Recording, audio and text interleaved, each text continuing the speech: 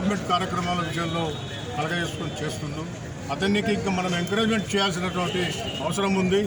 కొద్దిమంది దుష్ట శక్తులు అటు ఇటు పోయి వచ్చి తిరిగి వచ్చిన వాళ్ళకు వాళ్ళు ఇక్కడ ఆయన మిస్గైడ్ చేయడానికి ప్రయత్నం చేస్తుండ్రు. కేవలం పైరవులకే పరిమితమై పైరవులు చేయడానికి, ఈ కబ్జాలు చేయడానికి, లేకపోతే ఇంద్రమిన్ల విషయంలో కానీ, లేకపోతే మన రేషన్ కార్డుల విషయంలో కానీ వినోద్ గారిని బదనాం చేస్తున్నారు. ఇది సరైన పద్ధతి కాదు.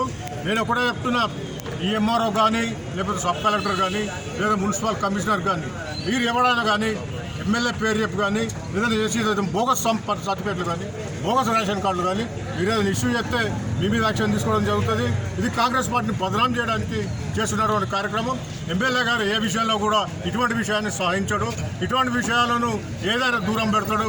ఆయన ఏ కార్యక్రమం చేసినా ప్రజలకు అందుబాటులో, ప్రజలకు సంబంధించినటువంటి కార్యక్రమం, ప్రజల కోసం ఉపయోగపడే కార్యక్రమాలు చేస్తారు తప్ప ఈ అవినీతి పరులు, దొంగలు ఏదైతే అటు ఇటు సంపాదించుకొని వచ్చిన వాళ్ళు ఇళ్ళకి వచ్చేసి మళ్ళీ ఇక్కడ కూడా అదే కార్యక్రమం మొదలు పెడదామని పెడుతుండ్రు. దాని మూలంగా కాంగ్రెస్ పార్టీ నష్టపోతుంది, కాంగ్రెస్ పార్టీ బదనాం అవుతుంది. నేను ఒకటే హెచ్చరిస్తున్నా, ఎవ్వరేమనుకున్నా పర్వాలేదు, నన్ను కొట్టిన చూసుకుంటాను. కానీ ఇటువంటి అవినీతి పరులను, దొంగలను మనము ఎంటర్ కానియద్దు. ఒక్కొక్కటి చూడండి ఫ్లెక్సీలు కానీ ఇవి కానీ ఎట్లుంటున్నాయి. చెప్తున్నా నేను ఇటువంటి కార్యక్రమాల్లో అవినీతి చేసినకు ఇమీడియట్లీ యాక్షన్ తీసుకోవాల్సి ఉంటుంది. దీన్ని పీసీసీ లెవెల్లో తీసుకెళ్తాను. నేను పీసీసీ ప్రెసిడెంట్ గారికి కానీ, ఏఐసీసీ జనరల్ సెక్రటరీ గారికి కానీ ఈ దృష్టికి తీసుకెళ్ళి చెప్పి, ఎందుకంటే పార్టీని బదనాం చేసే కార్యక్రమాలు అవసరం లేదు. వాళ్ళు ఇన్ని పార్టీలు బదనాం చేసి వచ్చిన వాళ్ళు.